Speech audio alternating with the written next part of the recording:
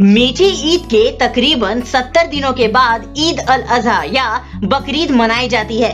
बकरीद को Islamic calendar के 12वें और आखिरी महीने की 10वीं तारीख को मनाया जाता है। बकरीद दुनिया भर में इस्लाम के अनुयायियों द्वारा बलिदान के त्योहार के रूप में मनाई जाती है। इस साल कोरोना वायरस महामारी के बीच ईद अल अजहा या बकरीद 31 जुलाई 2020 को दुनिया भर में मनाया गया, जैसा कि सऊदी अरब द्वारा घोषित किया गया था।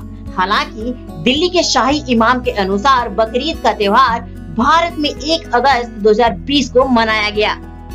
चलिए इस वीडियो में जानते हैं कि जानवरों की कुर्बानी देने के पीछे इस ईद अल अजहा का क्या इतिहास है, और आई एम श्योर कि आप इस वीडियो से कुछ नई जानकारी जान पाएंगे।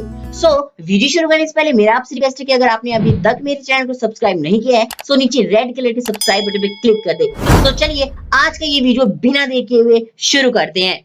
जैसा कि पवित्र कुरान में उल्लेख किया गया है, हजरत इब्राहिम ने कई सपने देखे जहां वह अपने बेटे इस्माइल को अल्लाह की राह में कुर्बान कर देते हैं।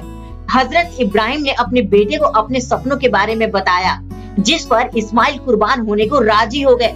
इस्लामिक मान्यताओं के अनुसार अल्लाह ने हजरत इब्राहिम की परीक्षा लेने के लिए उनसे उनकी सबसे प्यारी चीज कुर्बान करने को कहा था, क्योंकि हजरत इब्राहिम के लिए सबसे अजीज और प्यारे उनके बेटे हजरत इस्माइल ही थे। इसलिए उन्होंने अपने बेटे को अल्लाह की राह में कुर्बान करने का फैसला किया। इसी बीच जब पिता और पुत्र कुर्बानी के लिए तैयारी कर रहे थे तो शैतान हजरत इब्राहिम और उनके परिवार को बहकाने की कोशिश करता है। इसके बाद हजरत इब्राहिम शैतान पर कंकर फेंककर उसे वहां से दूर भगा देते हैं। कहा जाता है कि जैसे ही हजरत इब्राहिम अपनी आंखें बंद करके इस्माइल की गर्दन पर छुरी चलाते हैं, वैसे ही अल्लाह उनके बेटे की जगह दुम्बा भेज देते हैं और इस्माइल की जगह दुम्बे की कुर्बानी हो जाती है। इस घटना के बाद से ही दुनिया भर में इस्लाम के अनुयायियों द्वारा बकरीद मनाई जाती है। ईद अल अजहा या बकरा ईद अल्लाह के रास्ते में कोई भी प्यारी चीज बलिदान करने के लिए मनाई जाती है।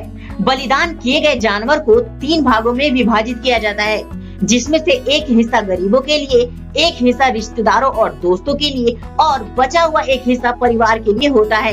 ये भी कहा जाता है कि न तो मांस और न ही बलिदान किए गए जानवर का खून अल्लाह तक पहुंचेगा, लेकिन भक्तों की भक्ति निश्चित रूप से उन तक पहुंच जाएगी।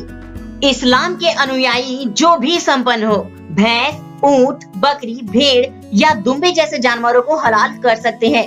बलिदान किए गए जानवर को अदिया कहा जाता है और कुर्बानी के वक्त जानवर स्वस्थ होना चाहिए।